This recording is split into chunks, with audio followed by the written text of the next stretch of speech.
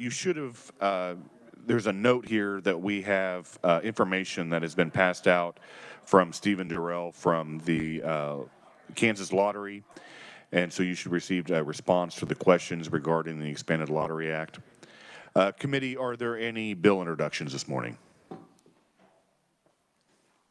All right, seeing none, we'll go ahead and move on to the next item on the agenda, and that is our first budget recommendations. They're going to be reported out from our Budget Committee, and so that is coming from the General Government Budget Committee, and so I will now turn it over to Chairman Sutton. Chairman Sutton.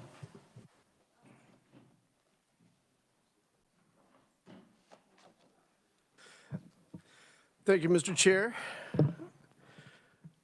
I see that you didn't have any rats and cats bills to run in front of me today, so that's a good thing. Not at this moment. $400 million compared to the insurance department? Come on, man. All right, let's go ahead and get started with the insurance department, since that's the top one on my stack here. The agency estimates a revised expenditure of $34.7 million, all from their special revenue fund. This is an all funds increase of $707,000 or 2.1%, or actually $708,000 or 2.1% above the 21 approved amount. This is attributable to increased expenditures for accounting services, litigation, and advertising the new anti-fraud and investor education campaign. The revised estimate includes 136 FTEs, which is an increase of 0.4. So they hired a part-time person. The governor recommends 35.7, including 978,000 from SGF. This is an increase of 977,000, all from SGF. Above the agency's 21 revised estimate. The increase is the same amount as the 20 lapsed funds from the privilege fee account. The refund is for an overpayment of the privilege fee, was authorized for a company that no longer wants to take part in the privilege of doing business in Kansas. The House Committee concurs with the governor's recommendation for 21. Since there's nothing terribly exciting in this, I thought I'd go ahead and do 22 and then. That's fine. Okay, unless anyone wants to ask about that $977,000, the committee did, it is legitimate. When a company approaches Kansas to do business, when an insurance company approaches Kansas to do business with them, we extort $977,000 for the privilege of doing business in Kansas. Sorry, going back to my neighborhood, that would be the terminology that would be used. But that's a privilege fee for doing business with Kansas. They changed their mind and didn't take part in that privilege, and so they get to receive a refund of that amount. The reason it comes from SGF is because when that privilege fee is paid, it immediately bounces from the privilege fee fund to SGF. So the refund couldn't come from an account that's empty. It would have to come from SGF. Does that make sense to everyone? Committee, are there any questions regarding that? All right, seeing none. All right. Moving on to 2022, the agency requests $34.8 million. This is an all funds increase of $82,000, $82,600. The increase is primarily attributable to increased expenditures for salaries and wages and fringe benefits. We're going to see this a number of times throughout budgets across in all of the report outs because the death and disability for capers was waived in 21. So when you get to 22, there's a little bump up there for, well, that fund, that waiver is no longer in place. The governor concurs with the agency's 22 request. The budget committee also concurs, but we also noted that the regulation fund, their fee fund, is skyrocketing. And that could mean that maybe our fee structure is a little bit out of whack compared to our expenses. There is a bill currently, HB 2074, that will change the way in which insurance companies license. If this bill passes, they're expecting a pretty significant impact to their fee fund. We discussed this with the commissioner. If that bill passes, if 2074 passes, then we'll revisit their fee fund balances as that's impacted, as that's measured. However, if 2074 does not pass, then we'll have to revisit their fee fund or their fee structure sooner rather than later. And that concludes the Insurance Department recommendations. I will stand for questions. Thank you, Chairman Sutton. The first question that I have, we made a approval in the State Finance Council meeting. The Insurance Department had moved from their former building to a newer building, and then we sold the building that they were occupying prior. And and this might be a question for revisers, but according to statute, the proceeds from that sale goes towards the unfunded liability of KPERS. 80%, correct. And then the other is retained by the agency? That's correct. Do we know what the amount was that was retained by the Insurance Department? We do. That sale went through in November, so it hasn't been reflected in this yet. Those monies haven't come back to either agency yet, as far as I know. We haven't seen any sign of them. The building was appraised at $1.2 million. It sold for about $500,000 because in our wisdom, we sold a building in the absolute height of a pandemic. Our wisdom? We could call it that. Sliding scale wisdom. But with that, the insurance department will receive about $100,000 and $400,000 will go to the unfunded liability. And was there any discussion on what that $100,000 will be dedicated to? Not yet. They're waiting to get that money before we start spending on that account. Committee, are there any questions for Chairman Sutton? Representative Johnson. Thank you, Mr. Chairman and Mr. Chairman.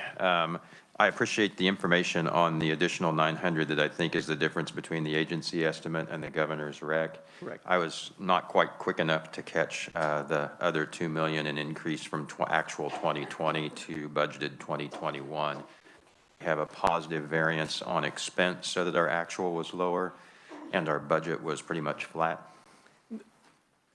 That is my understanding. Let me look and make sure I'm telling you the truth here, however. Thank you. Thank you, Mr. Chair.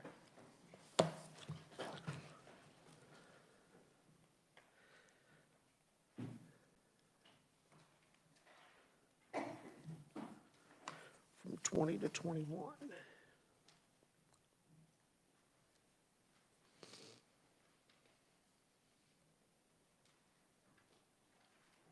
Yeah, $1 million of it was the SGF payback of the usage fee, or the privilege fee, rather.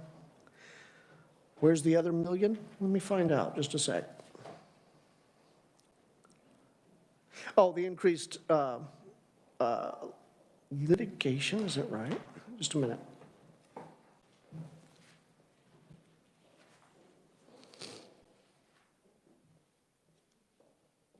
And not to interrupt your work, but staff does seem ready at the question. I'm sorry? I'd like to hand this over to my guardian angel, Dylan Deere. On page 21, the majority of the 2021 increase is a result of distributions from the workers' compensation program reflecting that. Oh, okay, okay. Chairman Sutton. On page 21 of the budget, just a minute, you'll see.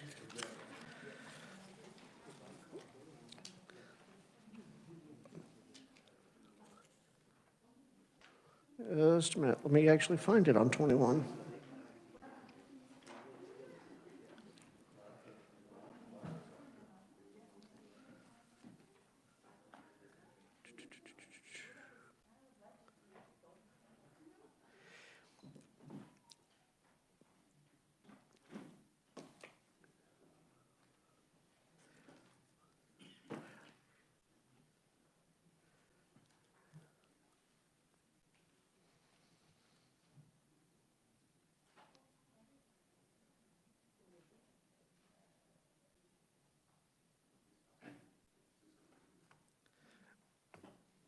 Representative Johnson, do you want to elaborate on what was discussed with research in regards to your question?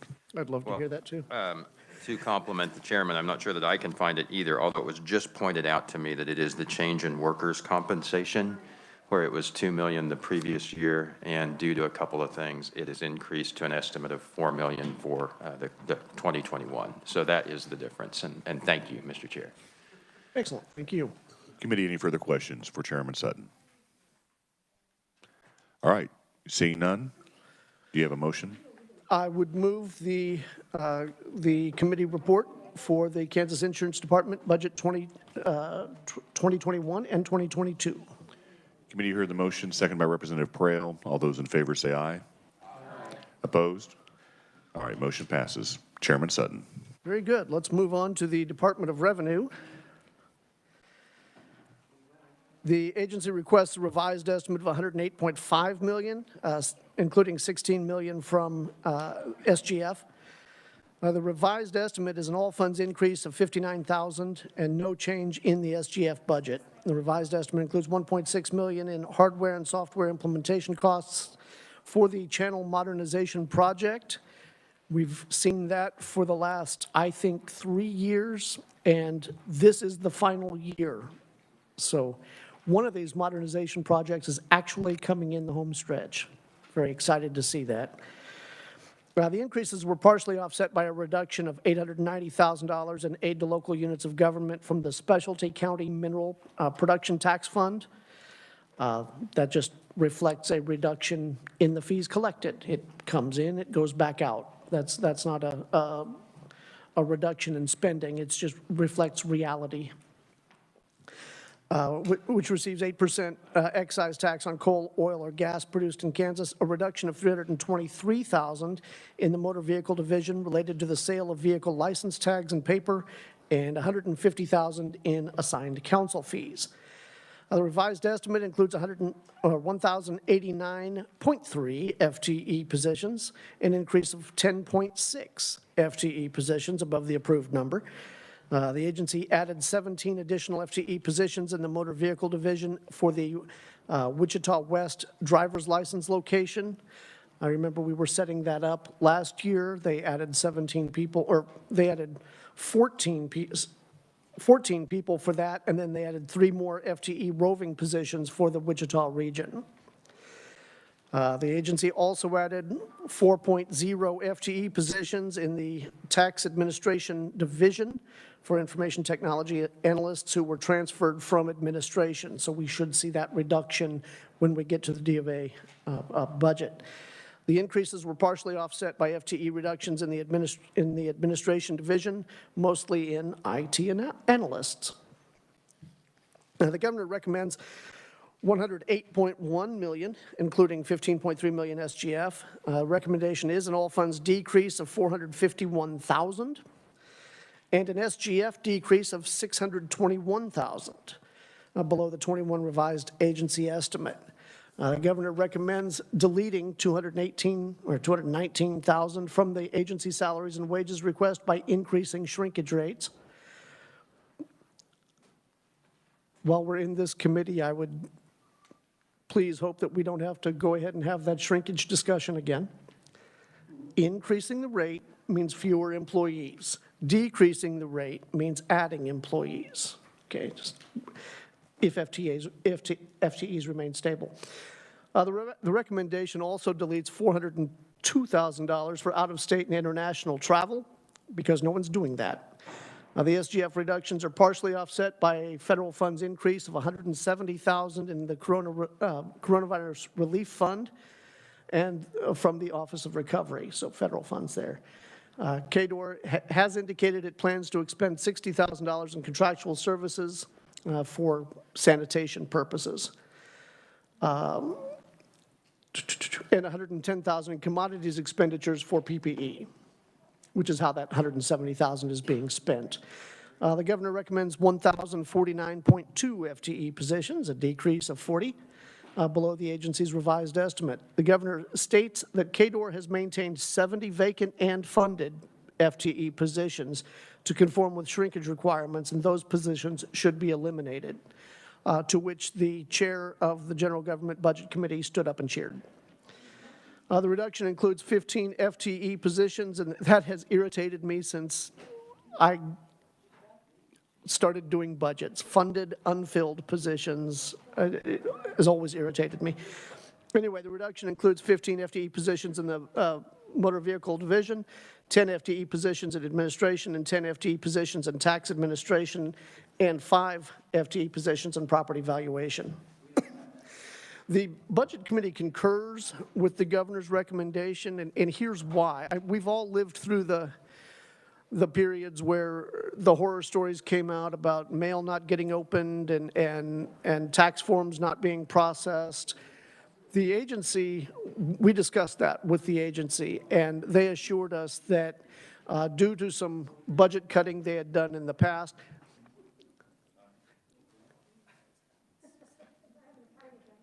I apologize to you in front because you're looking at the worst side of me. They're distracted, all right? Chairman Sutton. Yes. Continue. Very good. The agency assures us that they're able and capable of completing their tax duties without these employees. They feel comfortable with the governor's allotments in this. And so for that reason, the Budget Committee concurred with the governor's recommendations for 21. Representative Landwehr. Mr. Chairman, it'd be nice if everyone in the committee had this, which I believe is what Representative Sutton is reading from. We do have it. No. We don't have it. It's been sent out, and it was also printed out for every committee member. Well, Mr. Chairman, I'm telling you, we do not have the printed copy.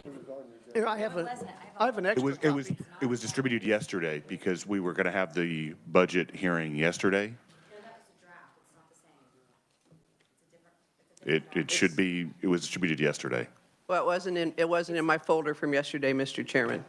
And it's not the same document. That's, We don't have the committee report. We have the draft from the budget, but we don't have the committee report. we have this, And if but you we want don't us- have this. And if we need to look online, we need to pause so everybody looks for it online. You should have a copy. No, we do not have the budget books printed yet. Right. No, I realize that. What I'm saying is that yesterday, we were going to have the budget recommendations from the Budget Committee, and all the documents were printed out yesterday, and also the budget recommendations from the General Government Budget Committee. They were passed out.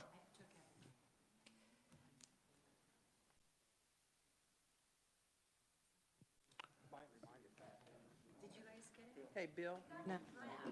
I know. The drafts. We got only the drafts. And they're all going to say draft because we do not have the budget books printed out.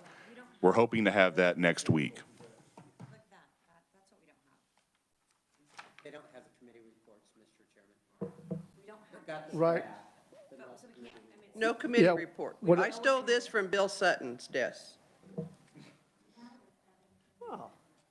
No wonder I was having to just make this stuff up. Going on to questions in regards to fiscal year 2021, we had a discussion in the Joint Legislative Budget Committee in regards to the closure of satellite offices in regards to driver's licenses. Were there ever any discussion in your committee regarding that? There And when was that might indeed. resume?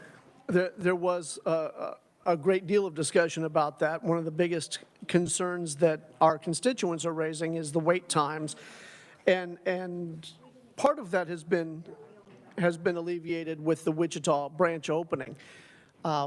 What needs to be noted, though, is that there are very few state-owned Department of Revenue licensing offices across the state. I haven't the number here, but it's very few, 15, 16. The vast majority are licensed offices owned by the counties. And so the counties make the determination as to whether their offices are open or closed. With the pandemic and with the legislators giving local control to those counties, we don't have the option of saying you will open up.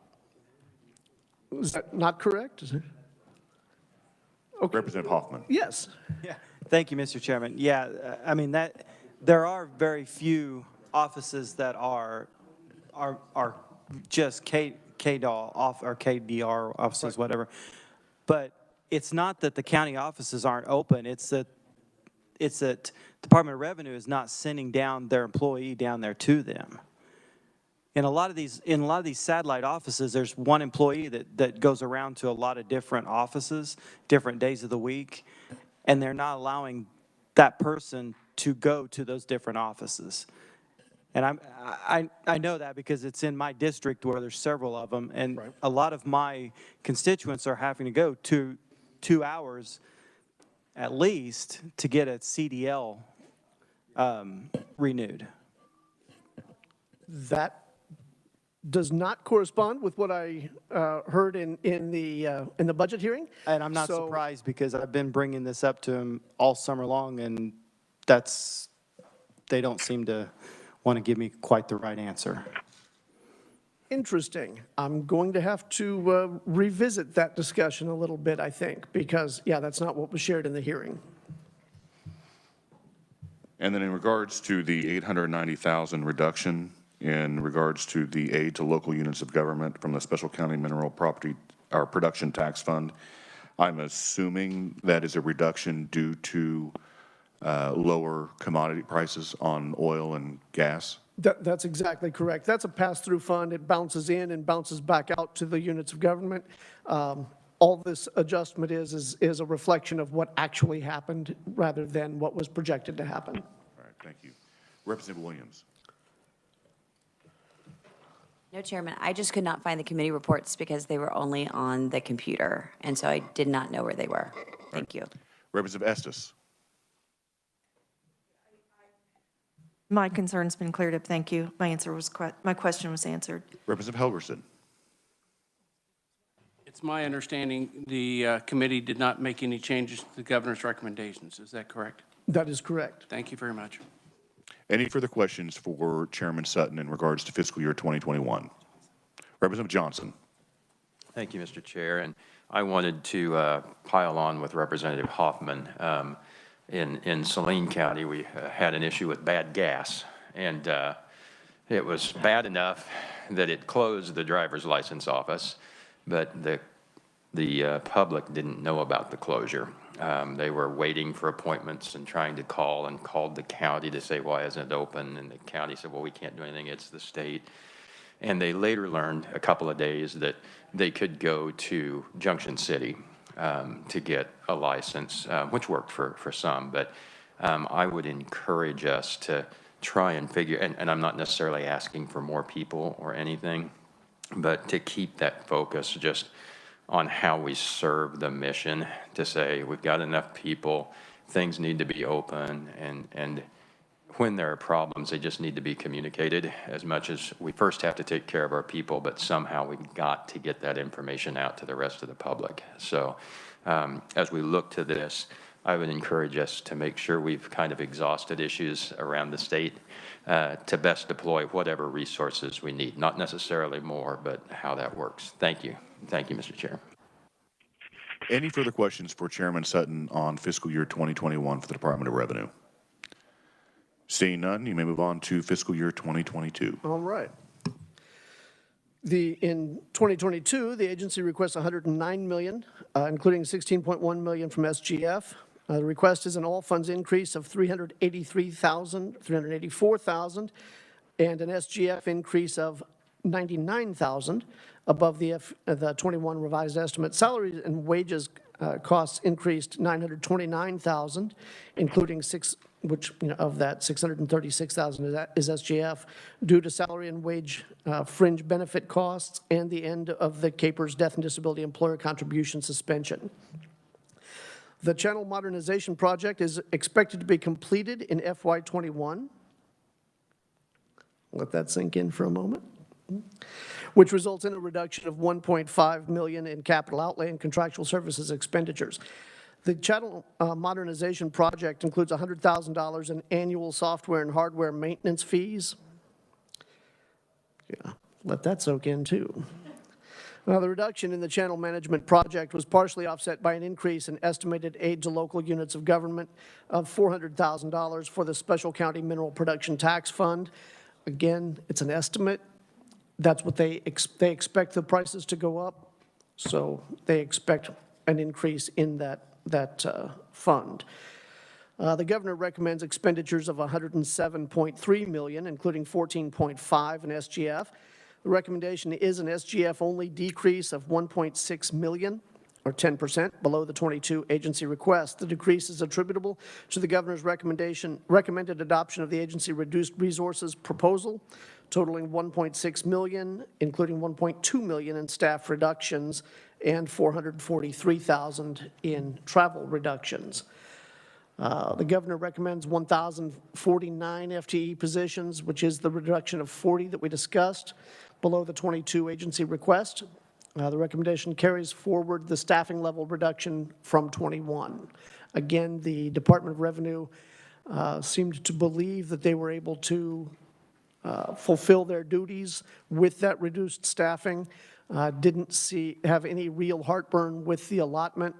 And so for that reason, the Budget Committee concurred with that, with the governor's recommendations. So talking about the aid to local units of government in regards to the Special County Mineral Production Tax Fund, what was the assessment used that they're going to have an increase of $400,000? I mean, prices have been staying stagnant. They haven't been going up in regards to what funnels into that fund. So what was the projection used to generate the $400,000? I believe the number used on that was consensus revenue estimates. And what happens if that's not met? Then we'll see a reduction, just like we did in 21, in 22.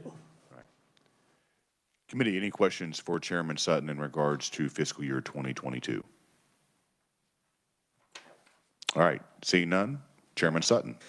Well, I move the Budget Committee report for the Department of Revenue in years 2021 and 2022. Committee, for the motion, is there a second? Second by Representative Johnson. All those in favor say aye. Aye. Opposed? Motion passes. Chairman Sutton. Very good. Now we're going to get into the exciting ones. The Kansas Dental Board. We drilled down into this one, I can assure you.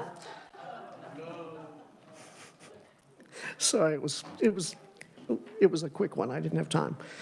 The agency estimates for 2021 are $425,800, all from special revenue funds for operating expenditures.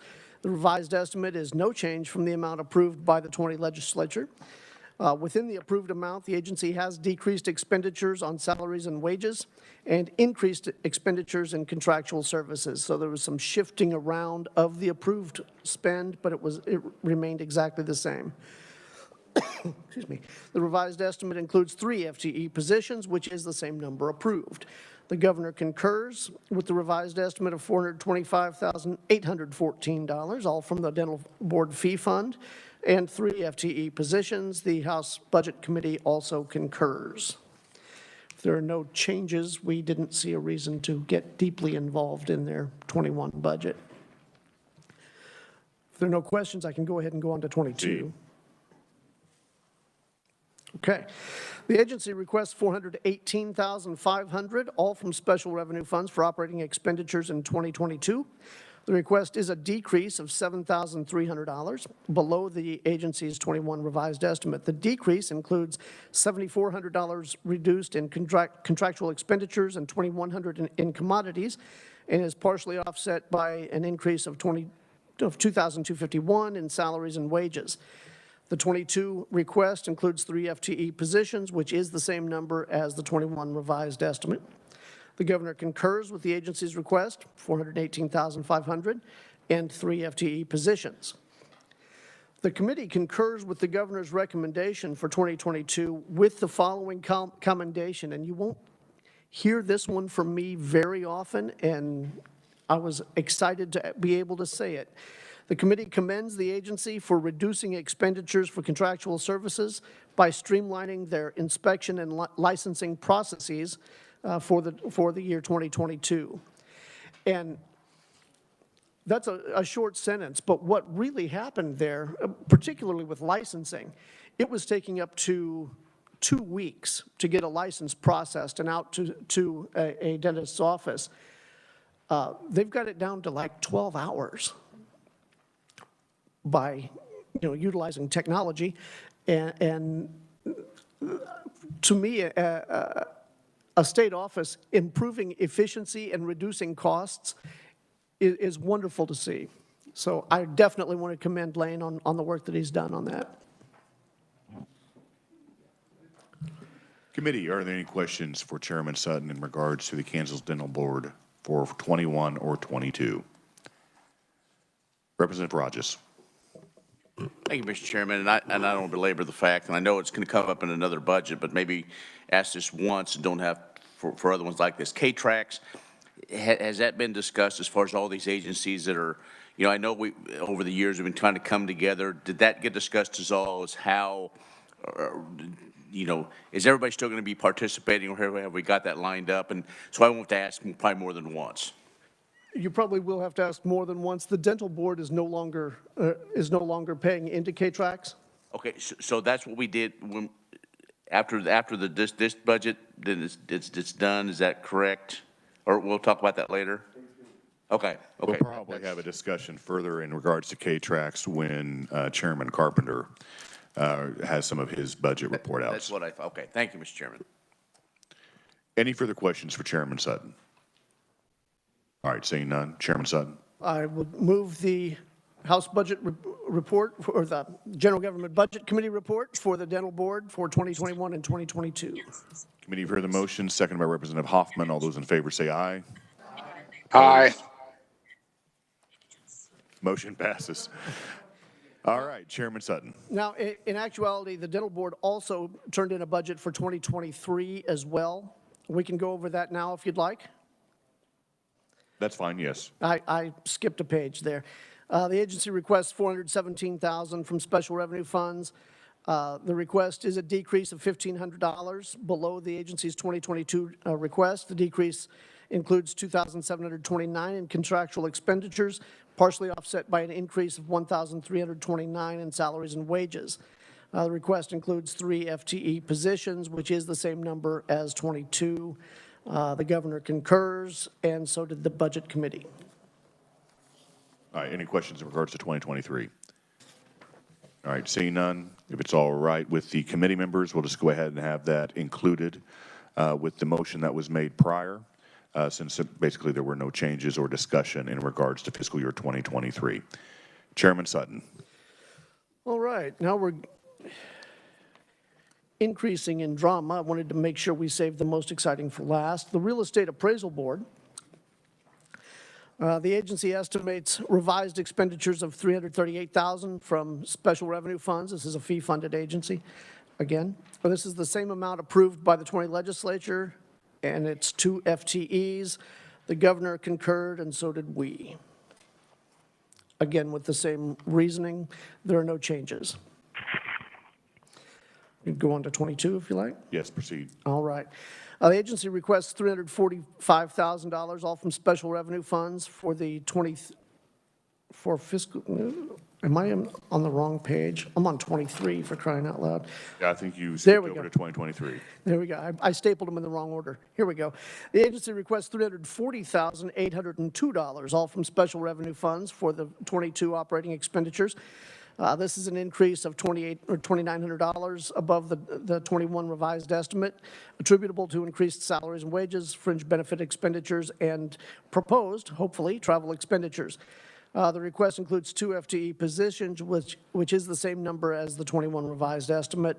The governor concurs, and so does the Budget Committee. Proceed to 2023. All right. The agency requests $345,000, all from special revenue funds. That's an increase of $4,000 or 1.2% above the 22 request. This is one that we're going to be visiting. The rate increase is primarily attributable to OITS rate changes, and we're going to be delving into that next week. The request includes 2 FTE positions, which is the same number as the 22 request. The governor concurs with the agency's 23 request. The committee notes that the ending balance in the appraiser fee fund is declining rather rapidly. As a matter of fact, if you look at that fee fund balance sheet in your budget packet, you'll see that we go from funding a full year to funding down to, as I recall, something like 3 or 4 months in '23. The board has since communicated with me that they're perfectly comfortable with that. They're trying to keep their fee fund low, and I respect that. I would just urge that we pay attention to that fee fund. We may have to adjust the fee structure because I would be opposed to funding this board out of SGF. And that was the committee's recommendation. What was the explanation in regards to the declining revenue from the fee fund? They had reduced their fee structure a number of times over the last, since 2012, I think. They had reduced it 4 or 5 times, reduced various fees. And I think the informal answer would be they'd like to keep the fee fund low enough that it doesn't get swept, which could happen, all right? but I think they were just trying to right-size that fee fund, maybe a little too aggressively. That's what I want to keep an eye on in the future, in the out years. So even with the declining revenue in that fee fund, they still feel that they'll be able to operate? They do. They do, okay. I just want to make sure, so we're not having to supplant that with state general fund dollars later on. Which I would because this is a totally fee-funded agency. Exactly. Representative Hoffman. Thank you, Mr. Chairman. You mentioned the OITS. Are you seeing that in most of your budgets, that it's going to go up? Because I know that they're reorganizing the whole structure, and I was hoping that there would be some savings there, but it looks like it's going up. I've only seen it, okay, I've only worked so far 8 budgets. I've only seen significant increase in 2 of those. So I want to get more of a feel for how this rate structure is being applied. I think some agencies are going to see an increase. Well, obviously, some agencies are going to see an increase. Some may see some efficiencies. Can't guarantee that just yet. Stay tuned. Okay, thank you. Thank you, Mr. Chairman. Committee, any further questions for Chairman Sutton in regards to the Real Estate Appraisal Board? Seeing none, Chairman Sutton. I would move the committee report for the Real Estate Appraisal Board 21, 22, and 23. Committee, you've heard the motion, seconded by Representative Humphreys. All those in favor say aye. Aye. Opposed? Aye. Motion passes. Chairman Sutton. Was that Paul Lind in the secret square?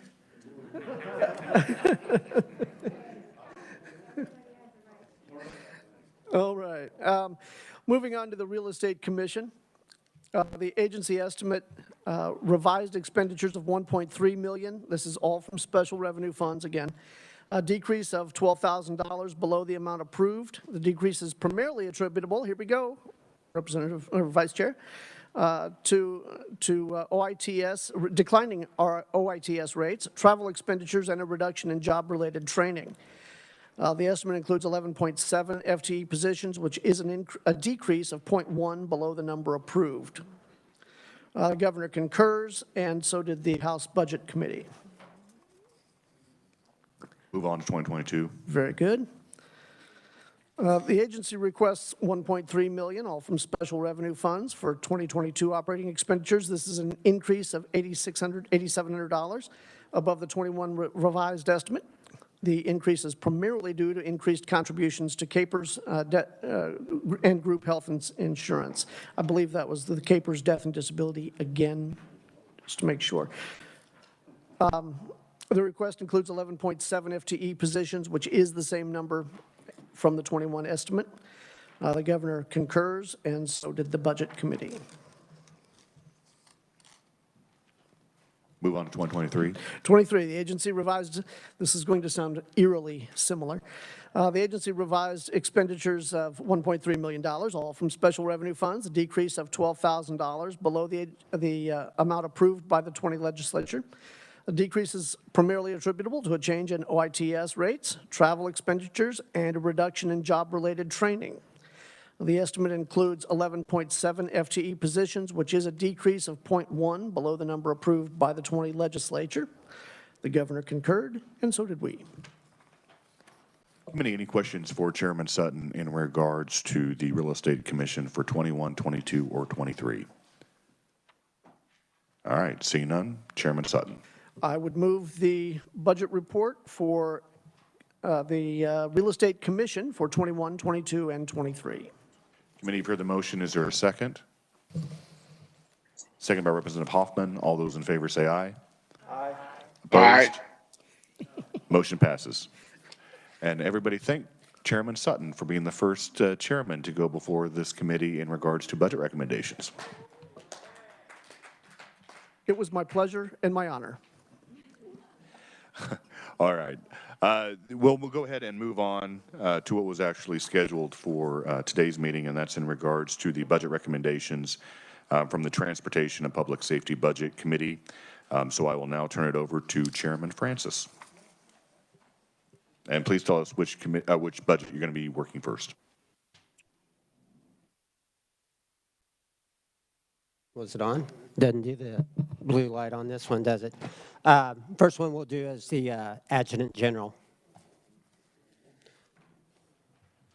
So if everybody will get their budget summaries and find their committee reports.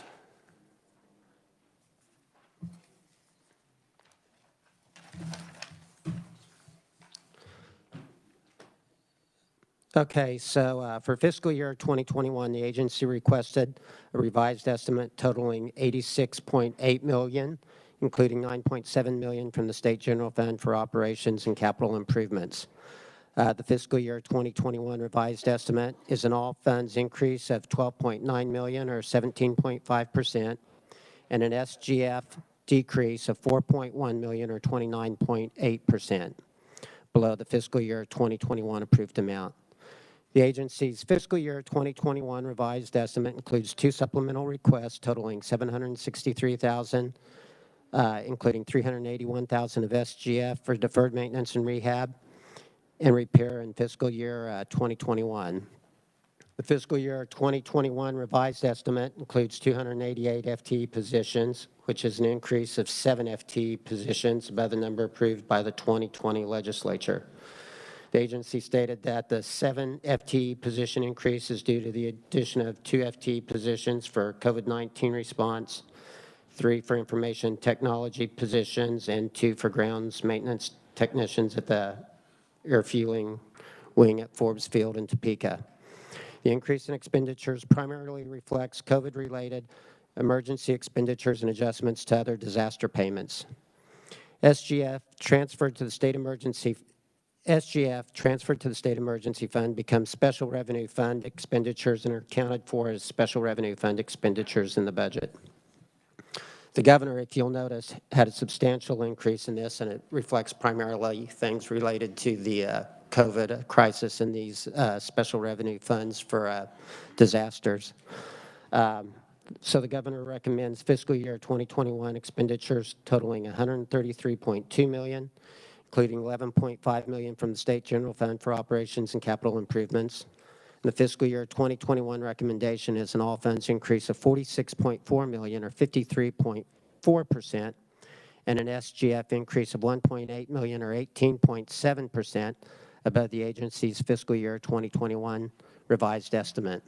The increase is primarily due, again, like I said earlier, to accounting for COVID-19 and disaster relief funding expenditures in fiscal year 2021. The governor recommended a decrease by deleting the agency's supplemental requests for rehab and repair of $166,666 all funds and $83,333 SGF, and deferred maintenance of $596,000 all funds and $298,000 SGF in fiscal year 2021, and then she added back in $463,000, including $231 from the SGF specifically for deferred maintenance. House Budget Committee concurred with the governor's recommendation. Just to give you an idea of some of the coronavirus relief funds that came into this. They received coronavirus funds from 5 different funding sources: the CARES Act, State Finance Council, the Emergency Management Performance Grant Supplemental, and then FEMA Disaster Relief Public Assistance. On the CARES Act, they used they reimbursed state fiscal year 2020 expenditures from the state disaster funding that was appropriated by the 2020 session. They had $13 million that was reimbursed by corona relief funds. They purchased $11 million worth of PPE. They had $600,000 for the State Emergency Operating Center of $600,000. Non-congregate sheltering of $1 million. Bulk food packaging of $700,000. On the CARES Act for state fiscal year 21, they had $28.5 million that was awarded to the agency via Spark Task Force and Recovery Office projects.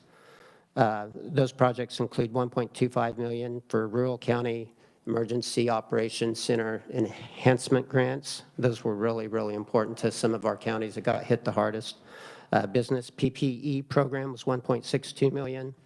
They had $1.2 million for warehousing, $2.5 million for ventilators, $8.6 million for FEMA DR 4504 match requirements, $11.8 million for local health department health measures, $241,000 for State Emergency Operations Center AV upgrades, $1.3 million for the health surge platform. You know, in this budget, you know, coronavirus just dramatically impacted everything they do, and it's pretty inspiring, all the work that they did across the state. I know my community and especially benefited from that. You know, we had some National Guardsmen out there for almost the entire year helping us with our testing. State Finance Council gave them $10 million approved on 4/15/2020. They used that as part of their matching for the disaster DR 4504 match requirements. The Emergency Management Performance Grant Supplemental was $1.2 million, required a 50-50 match. And then they've got $33 million in approved projects as of January 29th, 2021 for DR 4504 disaster relief again. So pretty complicated budget. There's a lot of things moving back and forth. I'd be glad to try to answer any questions that I can on the 2021. Representative Hoffman. Didn't they get some money out of the $50 million that we set aside for last year? Yeah, I think that was the $10 million. Okay. Let me find that. And probably you and the chairman have a better idea of exactly where some of those went. But State Finance Council approved $10 million on 4/15/2020. Is that the right time frame?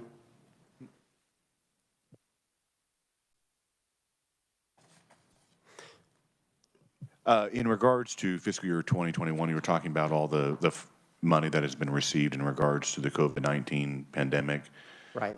Was there any discussion with this particular agency on additional funds that'll be received through the relief package that was passed by Congress in December? No, we didn't really get into that. It was kind of real fresh, and they're still trying to figure out how it's going to pertain to their budget. All right, thank you. Committee, any questions for Chairman Francis in regards to 21? Representative Rogers. Thank you, Mr. Chairman. And I think it's the Adjutant General situation. Was there any discussion on some changes that seem to be made when it comes to some of our emergency responses out in the countryside away from Topeka, as far as, you know, maybe some counties have gotten together for some emergency operation centers, and I'm understanding that maybe those are, things have changed to where it's the new Adjutant General's made some changes, and so as far as, is that because of the COVID situations because of funding, did that get brought up at all? We didn't delve into that too much. We focused a lot on where the budgetary changes had been and the coronavirus relief funds. But yeah, that didn't come up in our committee. Okay, well, I'm just concerned that, you know, one thing we've learned over the last year, and I don't know if other members have been, you know, luckily, my home county emergency team is located around the corner from my office, and so we nearly had daily briefings of what was going on, and even from a regional standpoint, and again, not to say that a lot of things were happening and doing quite well, and the coordinating effort has been well, but just moving forward, you know, we have other incidents rather than COVID. Right. You know, in our area, we have flooding and Right. tornadoes and everything. And so I'm just kind of curious with the new Adjutant General and working, you know, his way through what kind of changes if those did get brought up. If not, just make you aware moving forward. So Yeah, thank you. Thank you. And just to show that, you know, not to belabor any of the points, but their emergencies don't just stop because we're dealing with COVID. You know, one of the things that he gave us some information on was the open disasters that they're still trying to work for, especially to get their 10% match in and get the documentation back to the federal government. You know, I mean, we still have 10% state match remaining of $4.4 million from the severe winter storm in April to May of 2017, Right. for instance. Right. So, yeah, I mean, yeah. So and that's why this budget's very difficult when we try to put it in a box like other ones. It's a lot of past and a lot of future to try to, it's constantly revolving. So I appreciate your efforts. Thank you, Mr. Chairman. Any questions for Chairman Francis in regards to fiscal year 2021? Seeing none, you may move on to fiscal year 2022. So looking forward to fiscal year 2022, they submitted a operating budget of $51.4 million, including $7 million SGF. This is an all funds decrease of $26 million or 33.6%, and an SGF decrease of $192,362 or 2.7% below the fiscal year 2021 revised estimate. One of the things I want to bring to the committee's attention is, because of the nature of this organization, let's use overtime for an example. You know, they may have an overtime number in their salaries that historically would have possibly went to SGF, but because of the needs of the crisis, a lot of those dollars could be shifted out of state general fund. So even though we have great needs, we may see decreases in SGF funding as those obligations are charged to this organization or to this disaster. Anyway, the primary decrease in this budget is due to significant expenditures in PPE in fiscal year 2020, in the fiscal year 2021 revised estimate that do not continue into fiscal year 2022. The agency requests capital improvement expenditures totaling $31.8 million, including $24 million in SGF for fiscal year 2022. The fiscal year 2022 request included 3 enhancement requests totaling $25.7 million. We'll talk about one of these a little bit later, but it's $23.3 million for the redesign and remodel of the State Defense Building. Last year, we talked about that. They were considering locating what's currently called the redesign of the State Defense Building. It was a new emergency operations center. They were talking about putting that at Forbes.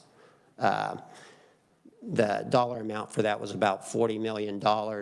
This revised request is about $23 million to remodel the existing building.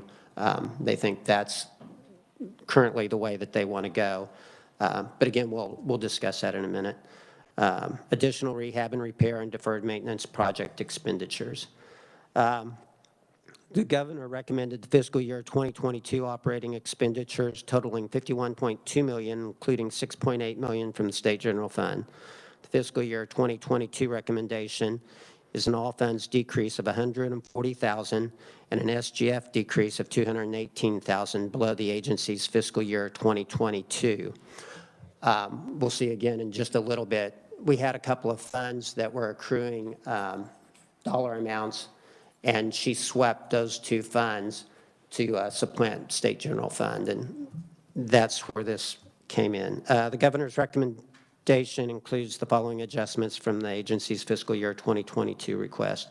Delete $40,000 all from SGF to reduce expenditures for the state active duty civic program. Delete $77,000 all SGF and add the same amount of expenditures from the military fee fund. Add $1.6 million all SGF for design costs to remodel the state defense building where the Kansas Division of Emergency Management and the State Emergency Operations Center is located. That's what I addressed earlier on their $21 million enhancement. She cut the $21 million enhancement, but she put $1.6 million in for design costs. The governor recommends capital improvement expenditures totaling $8.7 million, including $2.8 million SGF for fiscal year 2022. This is an all funds decrease of $23.1 million, including $21.2 million SGF from the agency's fiscal year 2022 request. The decrease is due to the governor not recommending the agency's enhancement requests for deferred maintenance, $3.7 million, all funds, $1.9 million SGF, and only recommending design expenditures for the remodel of the State Defense Building for fiscal year 2022. The Budget Committee concurred with the governor's recommendation for fiscal year 2022. And with that, I'd stand for questions. Committee, are there any questions for Chairman Francis? Representative Hoffman. Thank you, Mr. Chairman. Some of the deferred maintenance that wasn't put in there, is that the armories? Yeah, she cut out, help me with this just a little bit, Aaron. She cut out the deferred maintenance and kept the rehab and repair. And wasn't there, they've had some of the agencies, I think, that the State Building Committee has been working with have had problems getting workers on site because of some of the stuff with coronavirus, and then also some of the costs have came in a little bit lower because some people actually need to work. I don't know if this applies specifically to any of these expenditures, but. So there is some work being done on some of the armories? Yes. Oh, okay. All right. Is it 1 point, what is it in 2022? Oh, yeah, rehab and repair in 2022 is 500 SGF and $1 million all funds. Okay, thank you. Any further questions for Chairman Francis? Representative Helgerson. I don't know who's on the State Building Committee anymore. Have they looked at this? Yes. And have they recommended favorably? That's my understanding. They recommended it favorably on this one, and then also we'll have some expenditures on the state the State Highway Patrol. They've looked at those two budgets. Okay. Mr. Chairman, could we ask the Building Committee to send us a list of their recommendations for all the agencies? We can do that. Thank you. Any further questions for Chairman Francis in regards to fiscal year 2022 or even fiscal year 2021? All right, seeing none. Chairman Francis.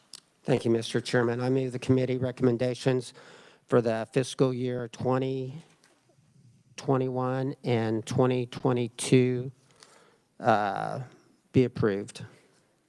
Committee, you've heard the motion. Is there a second? Second by Representative Johnson. All those in favor say aye. Opposed? Motion passes. Chairman Francis. Okay, so our next big one is Kansas Highway Patrol. The agency requests a fiscal year 2021 revised estimate for total agency expenditures of $120.8 million, all from special revenue funds.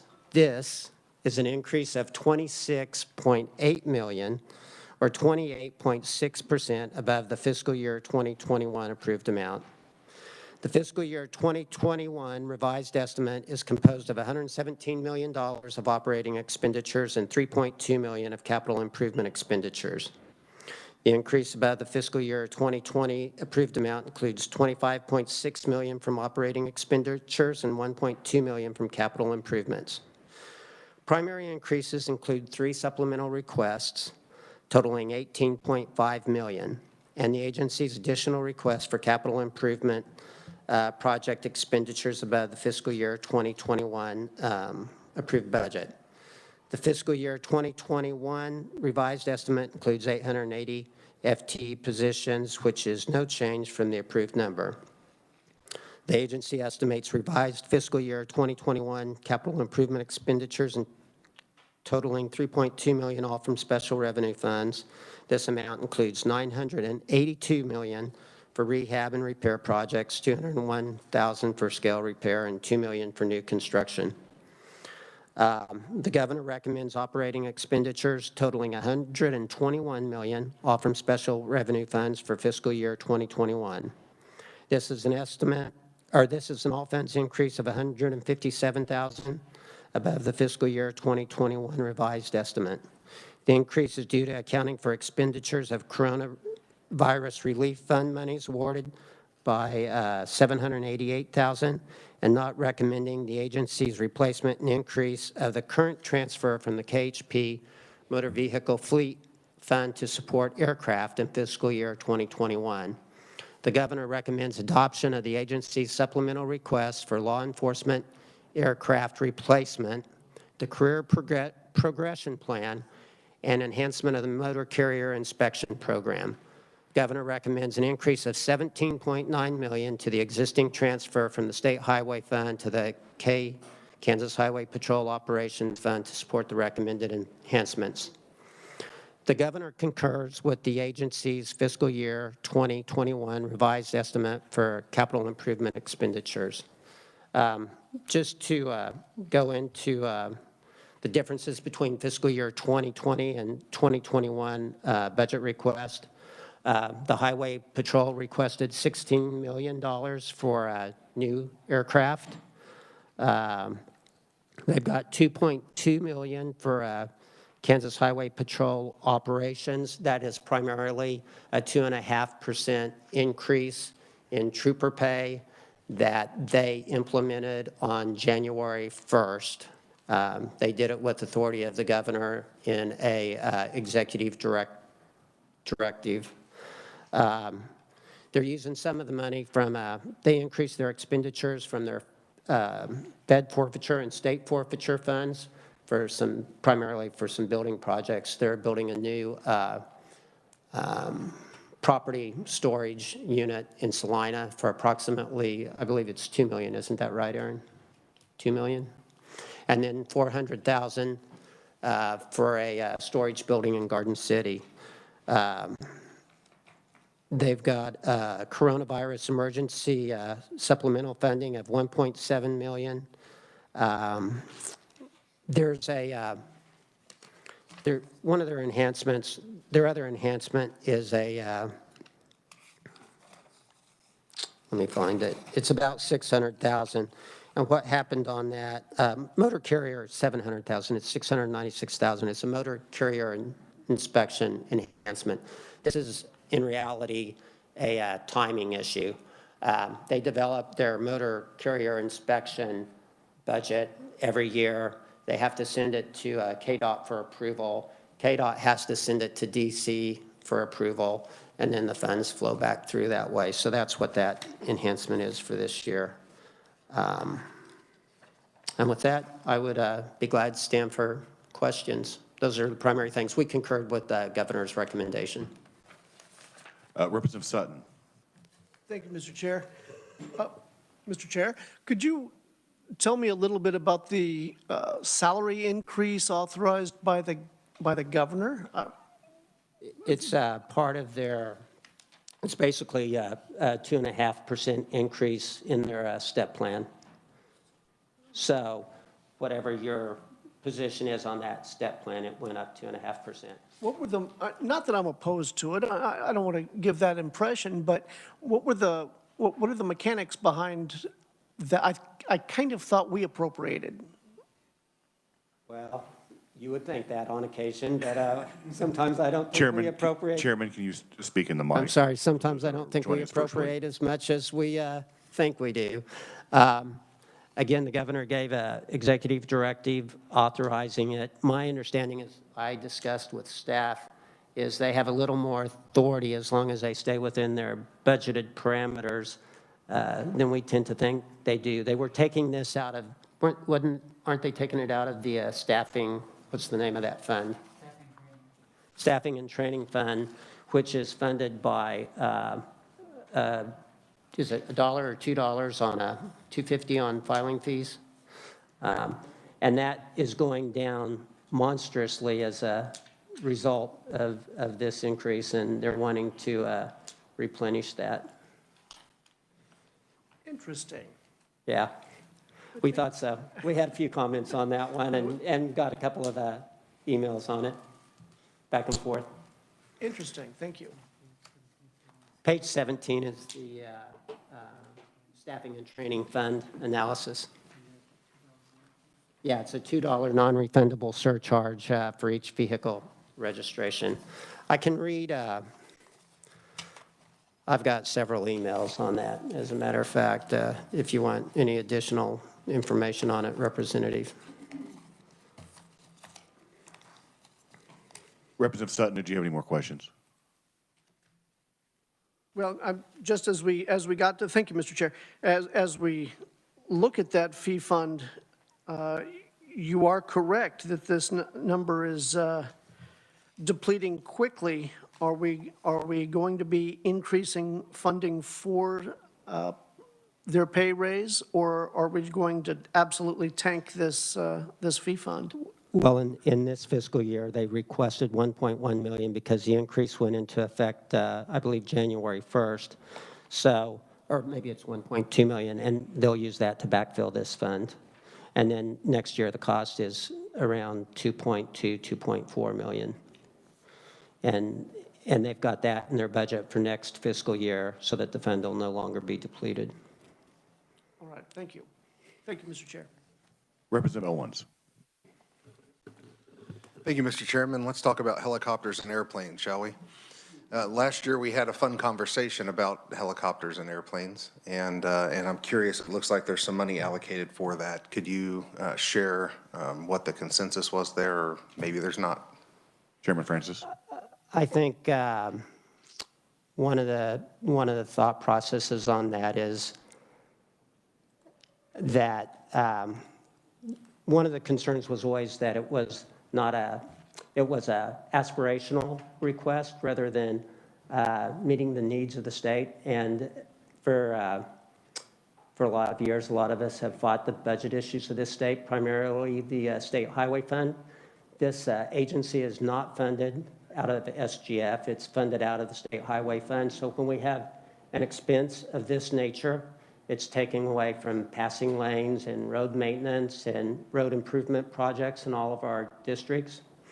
This year, as a result of the coronavirus funding package that was passed at the end of December, I don't remember the correct acronym, $88 million, well, excuse me, about $94 million is going to go to Department of Transportation. Of that 94 million, 88, or about 10 million of it goes to Sedgwick County and Johnson County. About 35 million of that 88 is needed to replace lost revenue because of decrease in driving across the state. So their fuel income hasn't been left, but that leaves about $50 million in funding in the State Highway Fund that wouldn't normally have been available. Again, if the chairman had probably had his wishes and felt like it was going to be, we would have probably had $2 million saved on a caravan and probably one helicopter and upgrading another helicopter. The numbers on the helicopter, it takes about $2 million maybe $2.5 million, I believe we got those from the agency, to upgrade the existing helicopter to where their brand-new one would have been. The cost of the new helicopter is estimated to be around $5.75 million. So being the fiscally conservative Republican that I am, I would kind of tend to like to have saved that $3 million there and the $2 million, gave them a 206. They want the caravan so that they can haul bomb dogs around, so that they can do a higher level surveillance. Some of that comes back to what you think their mission is. You know, is their mission to replicate the DEA needs, or is their mission to help us get vaccines to rural Kansas when we need it, and to search for missing kids, or lost people. So it comes down to a discussion of mission. It comes down to a discussion of what the available resources are for the state as a whole. It seemed like there was the available resources this year. Okay, so just for clarification, and maybe I just haven't read it, what was ultimately approved as part of this, or part of that 15 Governor's recommendation. which was the 2 helicopters and the airplane? Yes. Okay, I just And was curious. one of the things we have to be in mind as part of this recommendation, the governor cut out the $1.3 million they want each and every year to maintain and operate those new aircraft as we go forward. So that will always come out of the highway fund as it's currently set up. And that's in fiscal year 2022. No. So if they buy the airplanes right now, if they place the order right now, they probably won't get them until the third quarter of 2022, fiscal year 2022. So it'll probably be 2023 when they start wanting that. And actually, what they want to do is, historically, about $600,000, $700,000 of those dollars have came from their fleet fund, where they sell their cars into and we replenish it. It's always came out of that. What they're wanting to do is keep that $600,000 or $700,000 to buy new cars with, new vehicles with, and then they want the additional $1.3 million to come from a state highway fund. And we'll have to have that discussion in 2023 if I'm still here. Well, and Representative Owens is correct. We did have a lively discussion last year in regards to the aircraft that was requested by the Kansas Highway Patrol. And if you recall, when we did the budget last year, we actually moved those items to omnibus. But due to what happened in regards to the budget last year, that was a casualty of not being able to revisit that item. And so the governor has put this back in her budget in regards to the aircraft for the Highway Patrol. Probably what we're going to do is we'll probably have a discussion with the Highway Patrol in regards to the particular aircraft that they're looking at in this committee prior to the discussion on the budget, so we have more knowledge exactly of what they're requesting in regards to aircraft. Representative Owens. But just to clarify, Mr. Chairman, really it's all federal funds that'll be buying the aircraft. No, that cannot be the word that goes out, because those federal funds that they're receiving at the State Highway Fund are delegated to be used for road maintenance. It is a way to backfill sales tax money that goes into the state general fund, but we can't use that narrative, or we're going to create ourselves a big problem. Theoretically. I understand the narrative, but thank you for clarifying. Representative Prahl. My questions have been answered. Thank you very much. Representative Tarwater. My questions have been answered. Thank you very much. Representative Helgerson. I'll go to the other topic first. The 2.5 sounded like you have some little bit of concern about that, and there's nothing written to say to the governor and to the agency that's not the way you do it. So there's nothing stopping him from doing it the second time or the third time. Would the chairman like to have some language in here saying that you may have gotten by with it once, but don't try it again? Well, I think the problem is they have the legal authority to do it exactly like they did it. So I mean, we discussed it pointedly with them and let them know that we weren't very happy, but we talked with our budget analysts and checked it out. And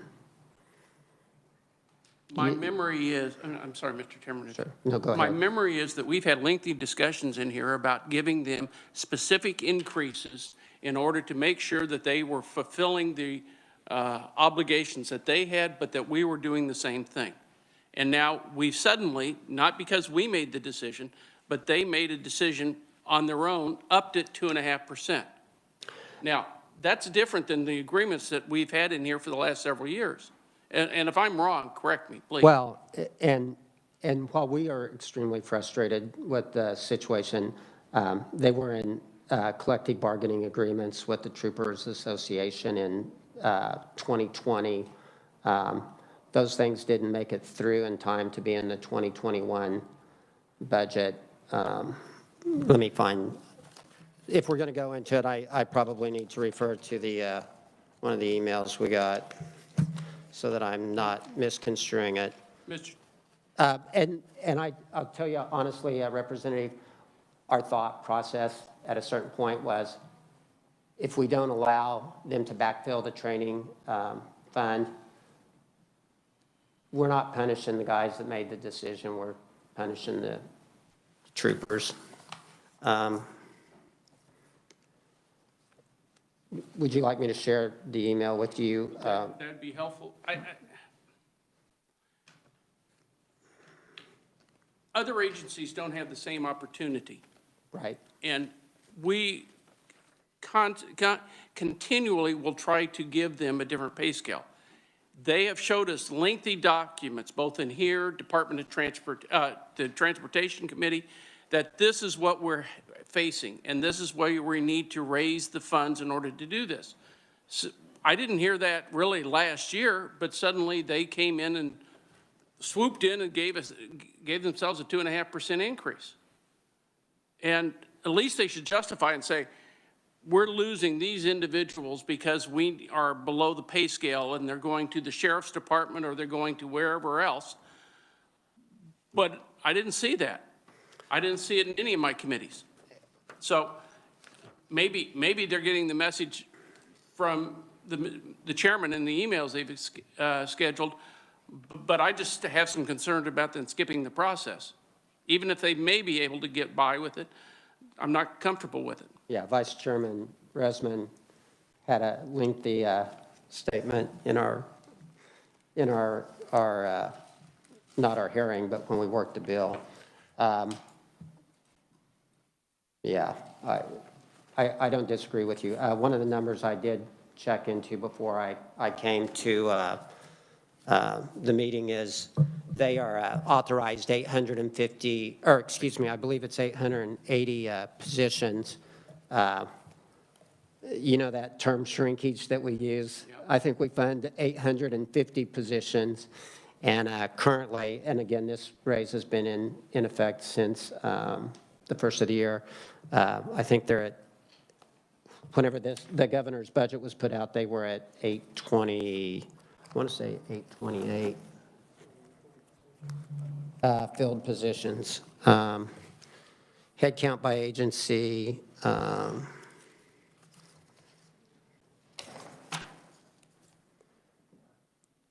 Give you an idea of where the head count, that's one of the things I wanted to look at. In 2018, their head count was 817.27. I don't know how we get to 0.27, but it was 824 in 2019 and 826 in fiscal year 2020. So yeah, it hasn't got worse there. Representative Helgerson. Well, I know I'm going to get a call from the governor's office anyway, so I won't make a motion. I'm not going to do anything on this. I think I've raised the concerns. You have the same concerns, and we'll deal with it. But let me go back. Your recommendation last year was not that we move ahead and fund the plan that was proposed by the governor and the Highway Patrol, which was of the I don't remember, 2 and 1 or Right. And several of us ended up going out to the airport and looking at some other helicopters. Your position and your belief is still the same, correct? So last year, what we recommended out of my committee was, we said that we wanted to know, well, we recommended the purchase of one helicopter. We wanted them to sell one because we do believe that there's a need for them to upgrade portions of their fleet. We asked for them to give us information on what it would cost to bring the Bell 407 helicopter up to what they considered operational standards. And then we also asked for them to find the cost for us of a Cessna 206, because again, we knew that they had two airplanes that were old enough that they needed to do something with. We did get that information to give you an idea of what that information looked like.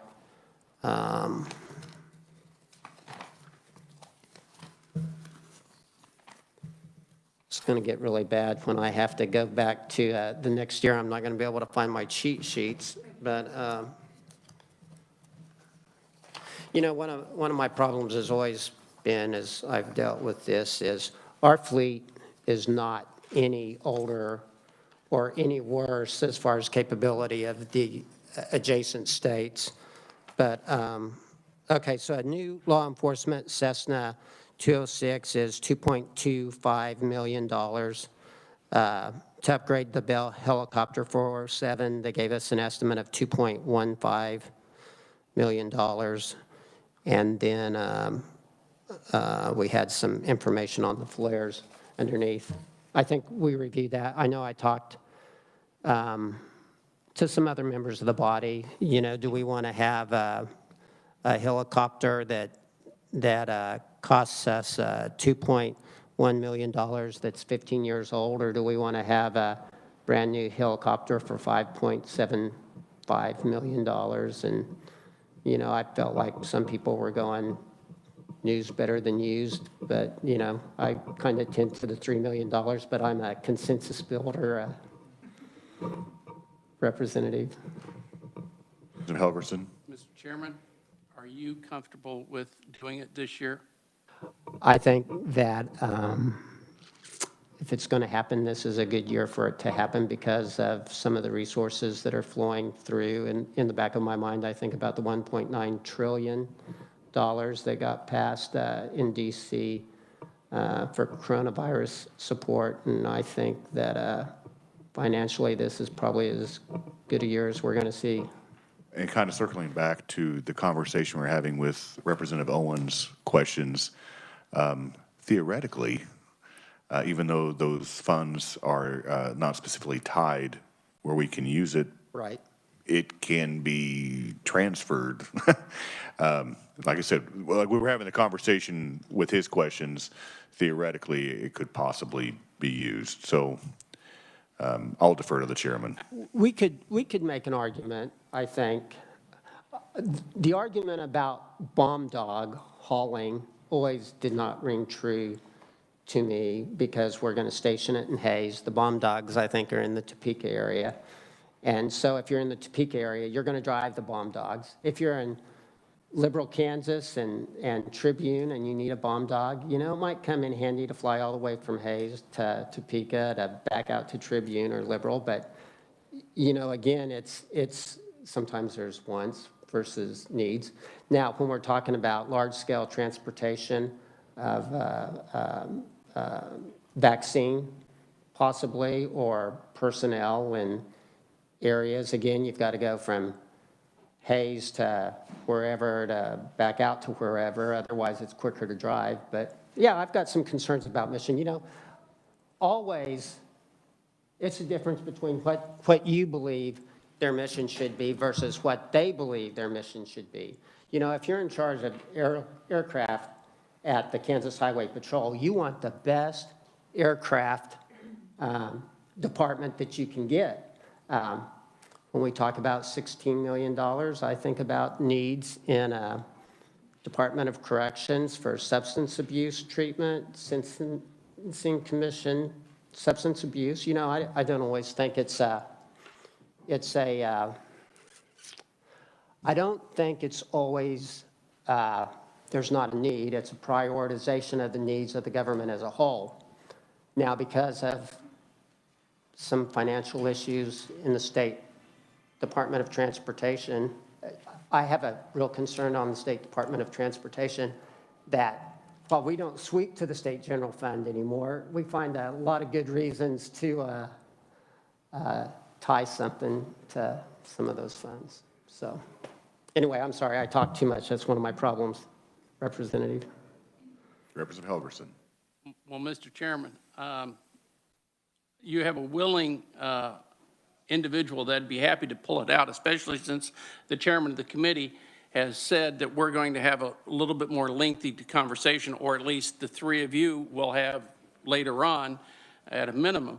But if you've accepted the idea. I've accepted the idea. Then I'll hold my motion, but I will make the one comment. And I made it earlier, and that is about federal funds. Federal funds are available right now in a whole host of other things. And we'll have that conversation again. Just because they're available here, well, you'll hear me rant and rave about federal funds being available and how it can help economic development also. I'll yield back to you. Thank you for your time. Well, and earlier this week, we had obviously a briefing in regards to all the federal dollars that have come into the state of Kansas and will potentially will continue to flow into the state of Kansas. Although I have some, personal misgivings about everything that's been passing through Congress. Those dollars look like they're going to be coming in to the state of Kansas. So how do we utilize those dollars? And actually, on our weekly meeting with the budget chairs, I've asked to analyze all the federal money that has been flowing into that particular agency and department since March, because right now you're looking at total packages that have been passed by the U.S. Congress, and if you say potentially signed by the president, you're looking at almost $5 trillion in stimulus or relief packages that has been going across the United States. And we're still trying to work out the details of how much money is flowing in from the relief package that was just passed in December. We're still trying to figure out the dollar amount that's going to be coming in to the state of Kansas. So we will be looking at that as we progress, and actually when we start having the deliberation on the state budget, we are going to account for all the federal money that has been coming into the state. I do have a question in regards to, let's go back to the personnel. And so there was the executive directive of the 2.5% increase for the highway patrol. And then also in the governor's budget, and this might be more for fiscal year 2022, so I might be jumping ahead a little bit, but there's also the request for all state employees to receive a 2.5% increase with some exclusions of employees. So we have the 2.5% for the highway patrol that was by an executive directive, and that would also, they would also fall into the 2.5% increase for state employees, correct? I knew there was something I meant to talk to you about the other day when we had a meeting.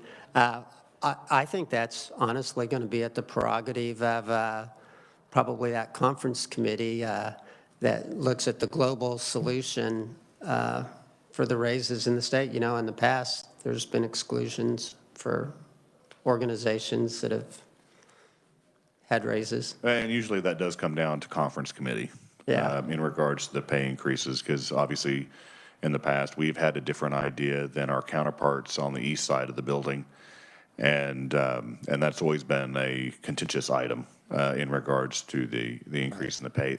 I also, and I don't know if you're going to have a comment in regards to this, but while we were on break, and unfortunately Representative Rogers stepped out, and I'm sure that he has received numerous emails in regards to this, because I have.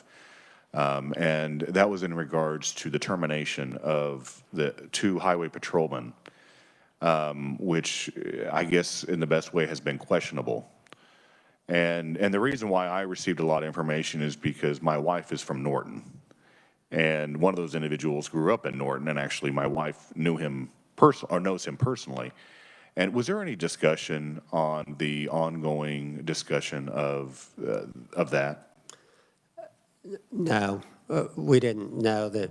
We really felt like it was in the purview of the committee. It didn't come up. One of the things we did talk about was, it came out as a result of this, was graduation numbers from the academy. If there was a morale problem, possibly within the highway patrol, that was a discussion that we Well, I had. would say that stems from a morale problem. Right. So they had, it's my understanding there were 5 graduates last year in an attempt to increase the graduation rate. That's what came out. They're going to go to 2 academies a year. Again, we went and we talked about what their staffing levels were currently. They said that they were around 830. Again, they were a little bit less than that, but we didn't talk about the specific allegations. All right, thank you. Representative Ballard, did you have a question? Yes, but actually, as you were talking, a lot of it was answered from this standpoint. I was going to ask about the academy and enrollment because it seems to be down all over the nation. But I think you answered that question for me. And the age of the fleet, I think you did, but I did have a question about the 2020 legislature language that the agency would sell. They decided not to do that. Oh, okay. Okay. So they're not going to sell that one because that was causing a thing. And the other thing is, you know, being on transportation, they normally talk about the age of the patrol cars and the mileage. Did you have any conversation about that? No, we're into planes right now, so. Well, I was into planes because well, actually, I have to thank you right there because I was coming with the planes. If you remember last year, I was all over the helicopters. Yes, I was all over the helicopters, and I'm still a little bit concerned, but I think, if I heard you correctly, what you plan to do is that you're looking at the 2.1 million. Is that what you're looking at? No, their request is 16 point, it's almost 17 million. We're letting them have the whole shebang. Comment on like 2.1 or something was repair, 5.7 million was for new. We explored alternatives to their proposal, and those were the ones that I ran through, some of the alternatives that we looked at. So did you resolve it? We went with their recommendation. Okay, because that was. But I can have that conversation. As a matter of fact, we had that conversation a number of times when they talked about their age of their fleet. I can show you where the age of their fleet currently is as good as neighboring states. So their fleet's currently not years older than what some of our neighboring states are. Answered my question. Thank you, Mr. Chairman.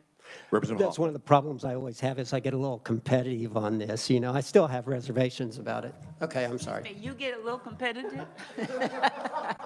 Excuse me?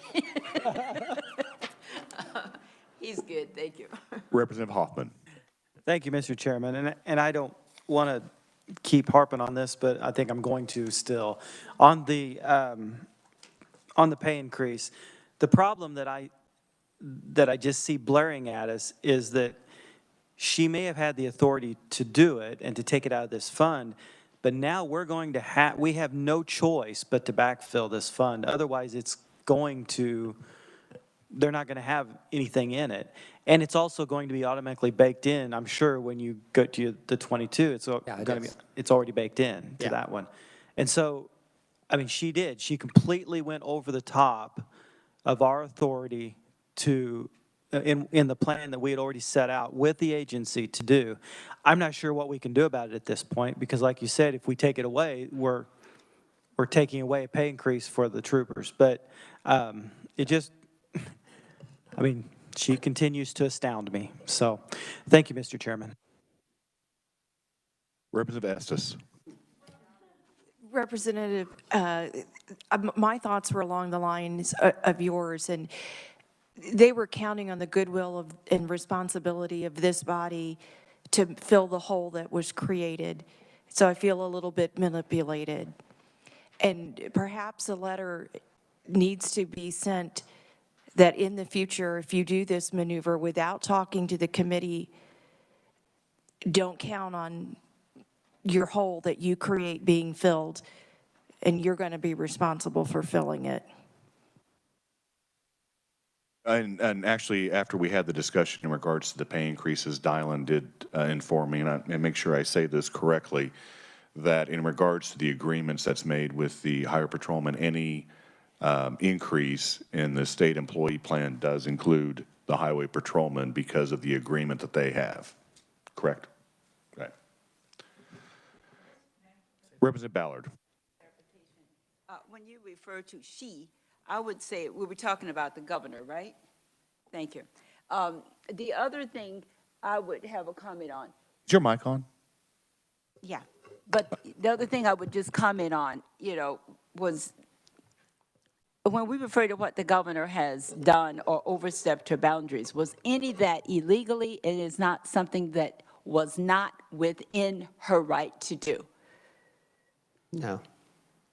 No, it wasn't. So it would say that maybe we may not like what she did, or when we say we overstepped, I was taught when I was overstepped, I went outside of the boundaries of something that I was entitled to do, and my mom and dad would make it very clear that you come back on this side. So if the governor didn't do anything, and I have heard, and I've counted 10 times today, she, and for a minute I was trying to figure out she, the governor, okay? But if she didn't do anything illegally, and we're just upset about it, then one could have a conversation about it, but I'm not sure we can do anything legally either because she didn't do anything illegally. Yeah, I mean, all we can honestly do is not approve the budget enhancement, and then it just tightens their budget in other areas. I mean, that is our prerogative. Yeah. I was just going to elaborate on that too. I mean, our authority is, I mean, as Representative Hoffman mentioned, I mean, we're kind of in a situation where we have to fund the pay increase in the ongoing years because obviously the executive directive was to allow for the 2.5%. Was that illegal? No. Do we not like it? Perhaps. But the authority of this committee is to look at the budget on ongoing years in regards to that executive directive. Yeah, and just to go, I mean, that was kind of our conversation, is it's going to create issues, and we know the government is stressed across the board, and that was our opinion. Right. Thank you very much. Thank you. Any further questions in regards, and we're still on fiscal year 2021, Yeah, correct? so I can drag this out all day, folks, and I got a 6-hour drive to get home, so that's why I did the bad ones first. Hey, can I add something else? Hurry up. I wanted to answer one more of your questions. You know, I'm kind of analytical, but pandemic coronavirus funding in this budget, they got $975,000. They spent $810,000 on a remote dispatching system so that they could be more flexible on where they were when they were being dispatched. $165,000 for PPE, and then on they got $788,000 for civilian mobility initiative. They bought some laptops, you know, so that they could move around a little bit more. Sorry about that. They're one-time expenditures. They shouldn't add cost to the agency. All right, I'm not seeing any further questions. Representative Rogers. Sorry, Mr. Chairman, sorry to step out, dealing with other issues, and if we want to go down the route, we don't want to, dealing with labor and dealing with dollars and cents. And so I guess there was you know, I'm sure that the people that we're dealing with on a daily basis would love to take that money we're going to put to a helicopter and hire people that can help them get their money. But I'm not going there, so I really didn't say that. But let's keep in mind as we say things, this is going all over the world. Yep. So we talk about moving things and doing things. The world's listening, trust me. So in light of what's going on with the Highway Patrol, and we've had a long discussion now about pay raises and who's in charge and who's not and who can, you know, the situation going on that's been going on now for about a year, one of those people has a lot of relation in my district. I've heard a lot about that, and as every time that gets in the news, I hear more. And while pay raises are great, and we all appreciate what the Highway Patrol has done, some of us appreciate it more than others when we get a chance to talk to them on the side of the road. Still happening, yes. But Working on that next ticket, aren't you, I Representative? am. Believe me, and I'll probably today, I will wave at about 8 of them. But, you know, it's a situation, while unfortunate, but they're a stopgap for many of us. I have no problem investing in members of the Highway Patrol for the service that they provide, and they essential services, especially over the last year. But the morale of the Highway Patrol is not strong, and it's not about a 2% pay raise. There's other things, but today is not the day to bring that up. But I will tell you, until the Speaker removes us from this committee, until we get this situation resolved, it will always be there anytime we're going to bring up the Kansas Highway Patrol. Thank you, Mr. Chairman. And we did have a brief discussion in regards to the morale and as I mentioned, because Norton is in your district, and as you well know, my wife is from Norton, and there was, you know, the terminations that went on in this past year, which was brought to my attention. I'm sure it was brought up to yours because it's actually in your district. And we had a little brief discussion on whether or not that was discussed in the Budget Committee, and Chairman Francis said, not particularly. It was not brought up, but it is an issue that we do have to address, because if you look at the morale of the Highway Patrol and you look at the graduating classes from a few years ago, where it was the highest number of graduates we've ever seen, and then you just said this last year was 5. That's my understanding. We do have an issue that we need to address in regards to the morale of the Highway Patrol. So I agree with you, Representative Rogers. Committee, any further questions in regards to 21? Seeing none, you may move on to 2022. So the agency requested an operating budget of $101 million, all from special revenue funds, which is a decrease of $16.6 million or 14% below the fiscal year 2021 revised estimate. The decrease primarily reflects the agency's supplemental request of a replacement of law enforcement aircraft. The request included 880 FTE positions, which is no change from the agency's 2021 revised estimate. The agency requested capital improvement expenditures totaling $1.9 million, all from special revenue funds. It was $206,400 for scale repair and replacement and $400,000 for new construction.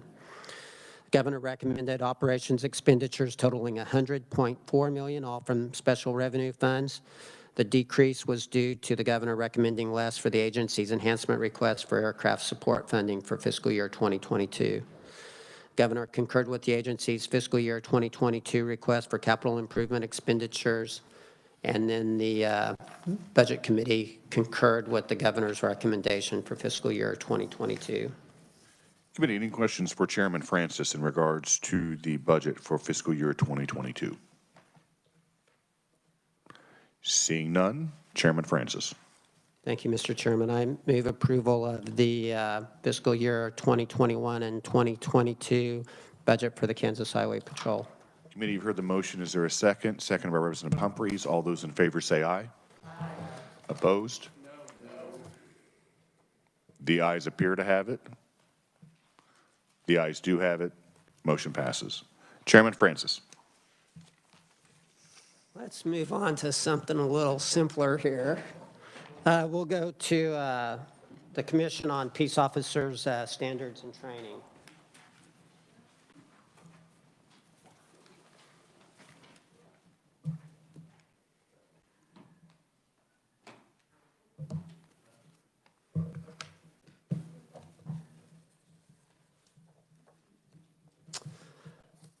Okay.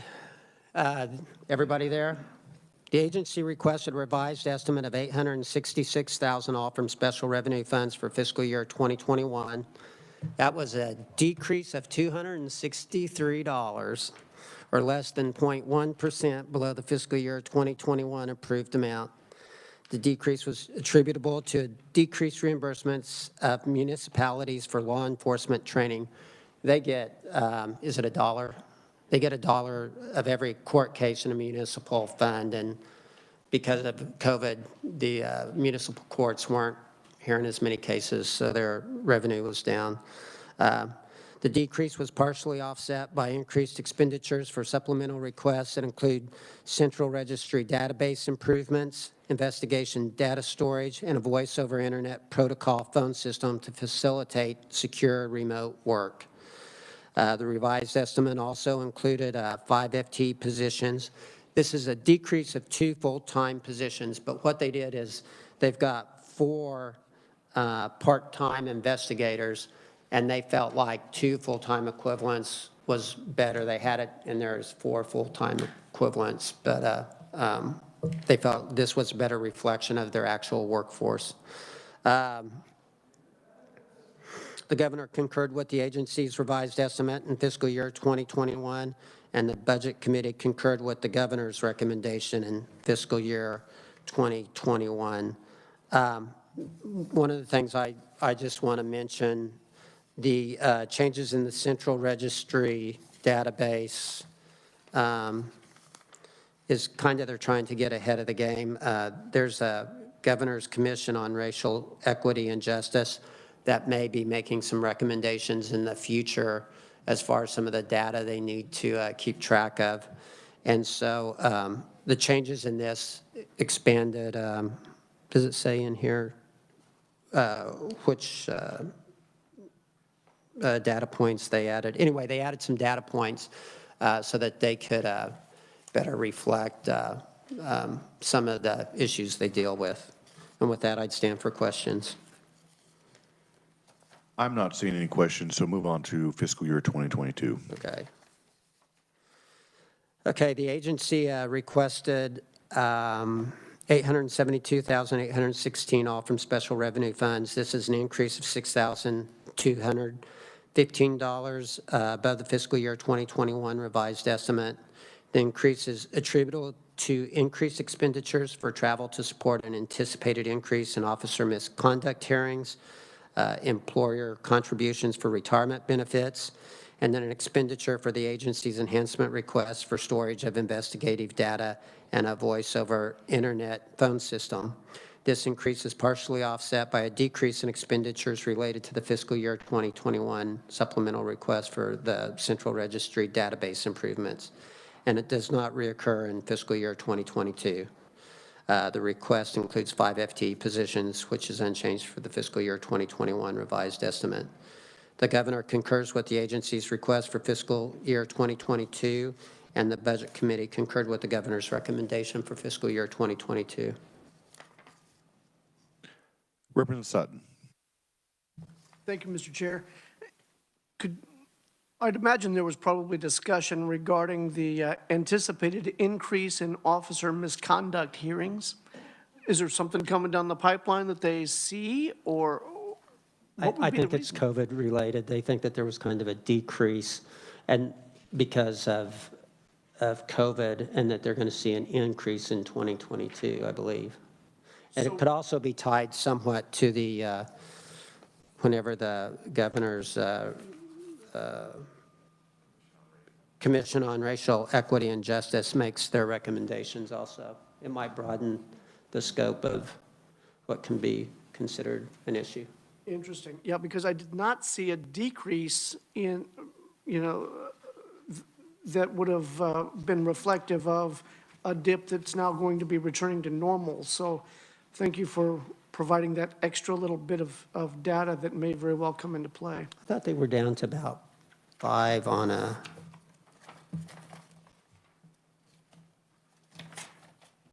Anyway. All right, thank you. Thank you, Mr. Chair. Representative Concanon. Thank you, Mr. Chair. I have some questions that I found one area talks about the phone system. Yeah. Is it an antiquated system, or do they need it for security? Just, can you elaborate on that a little bit? Yeah. The voice over internet protocol phone system is going to facilitate secure remote work. So they'll be able to transfer the phone to wherever they happen to be. So it's easier for them to work at home because of the coronavirus. Representative Keenan. Okay, that would be, that's the only reason? I think it was also antiquated, and they wanted to upgrade it. Yeah, we talked to them more than anything about why they were doing it, if there was going to be any cost savings, and they acted like it was going to be pretty much equal cost. Okay. Okay, thank you. Thanks, Mr. Chair. Any further questions for Chairman Francis? Representative Hoffman. Thank you, Mr. Chairman. I see the investigative data cloud storage is in 21 and 22. Is that going to be a reoccurring, or are they just once they get it up and going? Chairman. Reoccurring. Of 7,200?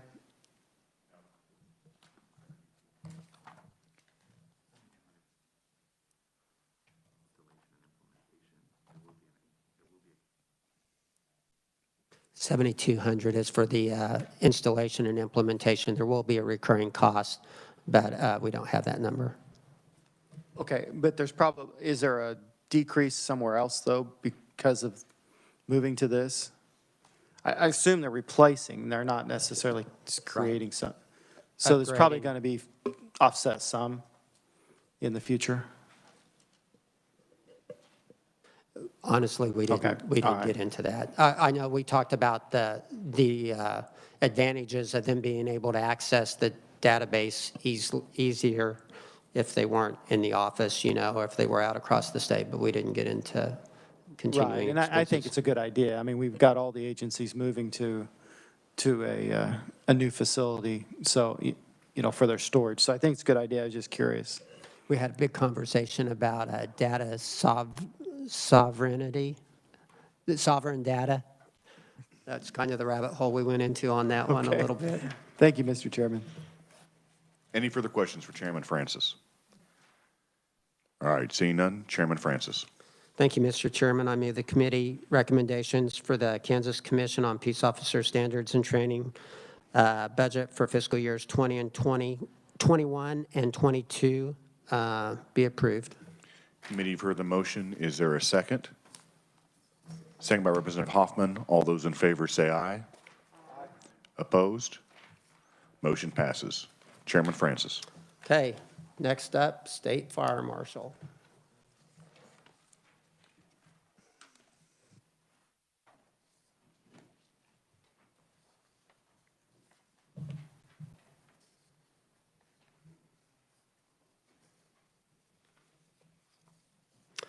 Okay, committee. The agency requested a fiscal year 2021 revised estimate totaling $6.3 million, all from special revenue funds. The revised estimate is the same as the amount approved by the 2020 legislature. The revised estimate includes 69.8 FTE positions, which is an increase of 3 FTE positions above the number approved by the 2020 legislature. This increase reflects the hiring of 2 FTE positions as temporary internships and 1 FTE position for an information technology position. The governor recommended the fiscal year 2021 operating expenditures totaling $6.4 million, all from special revenue funds. The fiscal year 2021 recommendation is an increase of $49,373 above the agency's fiscal year 2021 revised estimate. This increase is due to the governor's recommendation to add $50,000 from the federal coronavirus relief fund for operating expenditures and projects related to the COVID-19 pandemic. And these CRF funds include salaries and wages of $1,950, contractual services of $34,000, commodities of $12,848, and expenditures to address a security incident, personal protective equipment, and video conferencing equipment. The House Budget Committee concurred with the governor's recommendation for fiscal year 2021. Some additional information on the coronavirus relief funds. In 2020, they were $16,000, and in 2021, currently they're at around $75,000 for a total of $92,403. The agency said that they wouldn't have any ongoing expenses as a result of those coronavirus COVID-19 response expenditures. And with that, I'd stand for questions. Committee, any questions? Seeing none, you may proceed to fiscal year 2022. Okay. Agency requested fiscal year 2022 operating expenditures totaling $7 million, all from special revenue funds. Fiscal year 2022 request is an increase of $607,000 or 9.6% above the agency's revised estimate.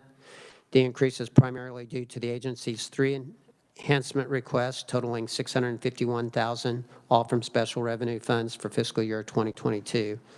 The request includes 66.8 FTE positions, which is no change from the fiscal year 2021 revised estimate. The governor recommended operating expenditures totaling $6.4 million, all from special revenue funds. The recommendation is an increase of $56,740 above the 2021 recommendation, but a decrease of $500,000 below the agency's fiscal year 2022 request. The decrease is due to the governor recommending partial funding for the agency's enhancement request for the Kansas Firefighting Retention and Safety Grant. They requested $400,000 for this grant. It's something that they've done throughout the years. It started when they had excess funds in this account. What they did is they allow small volunteer fire departments to apply for grants for firefighting equipment. And they really try to direct it towards our smaller volunteer rural deals. Anyway, they put $400,000 in their budget for this year. The governor cut it back to $100,000. This has been an ongoing conversation we've had with the agency over the years. Again, they set up some of these programs when they had a lot of fee funds rolling into their accounts. That's decreased over time as expenses have increased. And so, you know, dealing with doing less with less funds is what kind of drove that. And then she also didn't recommend the agency's enhancement request for staff recruitment and retention. They had a staff recruitment and retention plan that they asked for. The Budget Committee concurred with the governor's recommendation for fiscal year 2022. They have requested 2 bills. One of them is in the Insurance Committee to increase the amount of their that they receive. They receive the majority of their funds from a percent, 0.8% of fire premiums on, is it homes only? Structures. They want to increase that to 0.2. The other bill that they're requesting is, for years we've done a proviso where the $100,000 they have to pay to the state general fund. By statute, they have to pay that whole $100,000, but they've had an agreement with KU Firefighting and the Emergency Medical Services Board, which is also on my committee, where that is split proportionate to the dollar amount of funds that they receive. So that's some of the things they're doing to try to address their funding issues. So with that, I would stand for questions. Oh, and we had a vigorous conversation on hemp inspections. So I kind of should have put this one last so everybody would want to move on that. I think Chairman Waymaster had something to do in a conference committee, didn't he? Did that happen in conference? The $1,000 inspection on hemp processors for state fire marshal? That was actually a special committee with rules and regulations with the Department of Agriculture. And yes, I was on that committee, as was Representative Johnson. Representative Sutton. Thank you, Mr. Chair. Well, I'd love to go into hemp inspections. My first question really, though, is regarding this recruitment and retention reduction from the agency request of $200,000. What sort of what did that recruitment and retention program look like, and what impact did the agency say that would have some impact upon their personnel? They felt like their personnel, that they have troubles attracting personnel because of pay issues, as we've dealt with that across the state. What page is that retention plan on? Oh, page 11, Representative. It's a 5% increase in 2022, and then a 2.5% increase annually through 2026. Okay, so that recruitment and retention was pay raise. Yeah. Yep. Very good. Thank you. Thank you, Mr. Chair. And we hope this $1,000 for hemp processing inspections will help their budget problem too. They're actually excited about it too. They think they're very capable of doing what's needed in that. Some of our committee had some reservations about it, but the state fire marshal thinks it's a good deal for him. Representative Hoffman. Thank you, Mr. Chairman. And you mentioned budget problems and that they're wanting to raise the fee for the fire marshal fee fund. Is that? Yes. So I guess I'm not. I mean, it's the ending balance isn't changing that much over the last several years. So. Right. Well, part of it is they really feel the importance of that aid to local governments for the rural fire departments, so that they can help them have the right equipment they need to have. Sometimes these rural fire departments, they don't have anything, and they feel like it's an important investment. That's part of it. There's some programs they'd like to do if they had the funds. Obviously, every time we do a pay increase, it makes it a little dicier for them budget-wise. I think it's in anticipation of a future problem more than it is anything that can't be addressed right now without, like I say, doing away with that grant program, for instance. Okay, I'm looking at since 2013, they went up over $2 million in their budgets, so. I think there might have been some sweeps that they're recouping. Okay. That was an issue too for a while. All right. Well, I guess we'll have that discussion when whoever has the bill, so. Yeah. All right, I thank think you. it's in insurance. Thank you, Mr. Chairman. Committee, any further questions for Chairman Francis? Representative Rogers. Thank you, Mr. Chairman. The firefighter retention safety grant, I have a couple of things about that. So that's for all, that's volunteer rural departments. The retention has nothing to do with. The retention safety grants, that's all for, has nothing to do with rural firefighters, correct? It's grants for equipment, right? But it has nothing, can rural fire departments apply for those grants? Yes. As a matter of fact, I think it's targeted at those. That's what I thought. Yeah. So they're requesting 400,000, the governor says 100,000. Right, and the agency didn't make a push on it. Again, they've got these budget issues where if they get the 400,000, it's going to really start to tank their budget. Oh, to sweep it, to take it out and put it in there. I guess I don't understand. Well, what page is the? 11? Oh, page 11. So what am I? I guess. No. What page is the balance in the over the years for the state fee fund, the fire fee fund?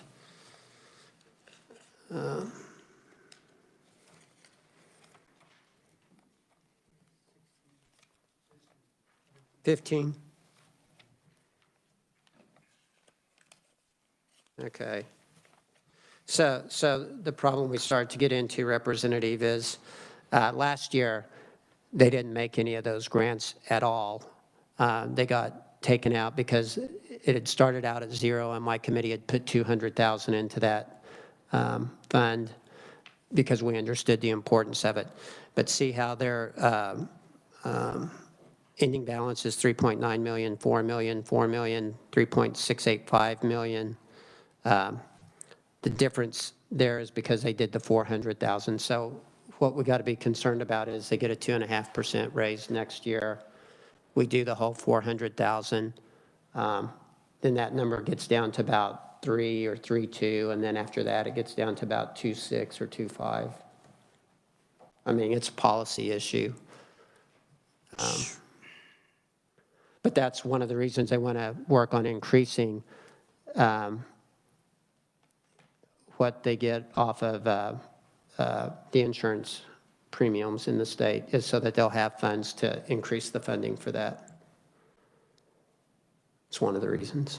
So I will tell my rural fire departments who need communication equipment, need boots, need apparatuses, that pray that we don't have fires, because we need helicopters and we need everything else. And, you know, it is. I understand, and it's, you know, we don't have an overabundance of people that want to be firefighters, or if we do, we have my 18-year-old nephew who probably should not be, you know, the fire chief at 18, but, you know, they're not looking for much.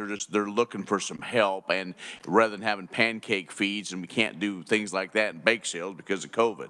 You understand my frustration? I understand your frustration, but I would also say, you know, as a former county commissioner that was a member of the fire districts have their own mill levy that they can use those funds to pay for these. This was a fund where they can encourage more professionalism and encourage people to have safe practices. And there still is $100,000 in this budget for grants in that area. Right, and that doesn't go very far. It's just like I see $50,000 to get smoke alarms. That's not going to, you know, if you start in Canarado and move east, then we'll see how far we go instead of starting in the east and go west and see where we end up. I mean, sorry, Mr. Chairman, but, and I understand that whole situation, and I know in talking with many of my volunteer leaders that are rural firefighters and farmers and business owners, they share those concerns of wanting to make sure they have those grant monies to have professionals, even as volunteers. So whatever we need to do to work on that, I won't argue too much. Thank you, Mr. Chairman. Representative Owens. Thank you, Mr. Chairman. I was just maybe going to add a little bit of context on that topic. The fire marshal's grant is such a tiny piece of an overall big system.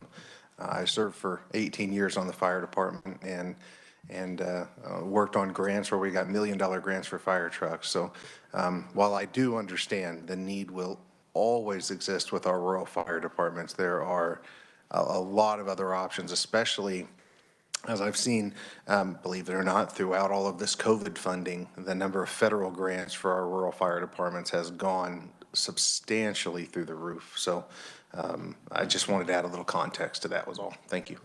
All right, thank you, Representative. Committee, any further questions for Chairman Francis? Seeing none, Chairman Francis.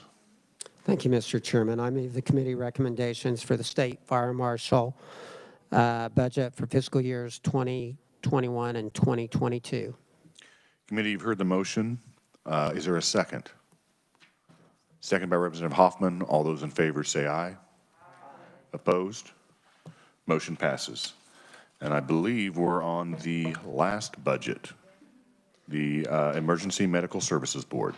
So thank you, Mr. Chairman. I don't know whether the nightmare for me is ending now or whether it's just beginning as I start the 6-hour drive home through rural Kansas. But I don't think I have to worry.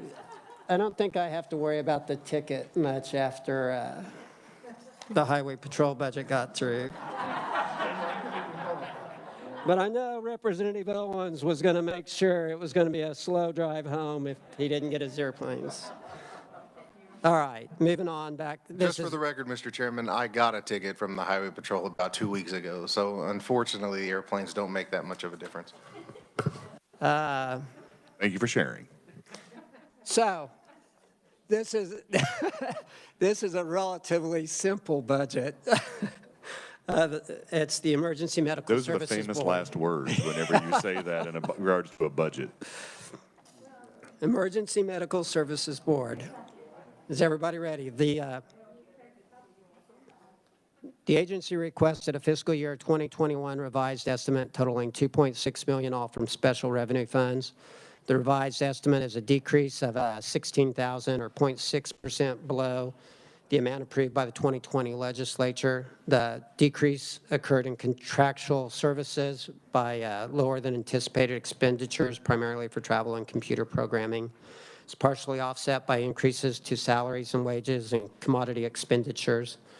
The revised estimate includes 14 FTE positions, which is no change from the number approved by the 2020 legislature. The governor concurred with the agency's revised estimate, and the Budget Committee concurred with the governor's recommendation. I would stand for questions. Not seeing any, you may move on to fiscal year 2022. So for fiscal year 2022, much the same. The agency requested a fiscal year 2022 operating expenditures totaling $2.5 million, all from special revenue funds. Fiscal year 2022 request is a decrease of $73,150 or 2.8% below the expenditures, the agency's fiscal year 2021 revised estimate. The decrease is primarily attributable to reduced expenditures associated with anticipated case completion and one-time expenditures and equipment budgeted in the fiscal year 2021 revised estimate. The request includes 14 FTE positions, which is no change from the agency's fiscal year 2021 revised estimate. The governor concurred with the agency's fiscal year 2022 request. The Budget Committee concurred with the governor's recommendation for fiscal year 2022. And I know everybody's dying to hear this, but they received $321 of Corona relief funding for fiscal year 2020, and they anticipate it to have no expense going forward with that. And I would stand for questions. Committee, are there any questions for Chairman Francis? Representative Ballard. Brief one. Why did they only get $321? I mean, I had to ask you a question. I'm not sure we explored that with the committee representatives. No, I don't really want to know. Thank you. Representative Sutton. Thank you, Mr. Chair. To follow up on the previous representative's question, though, I would like a detailed breakdown of how that $321 was spent and to make sure that it was being correctly utilized for the taxpayers. I'm looking frantically for that information, Representative.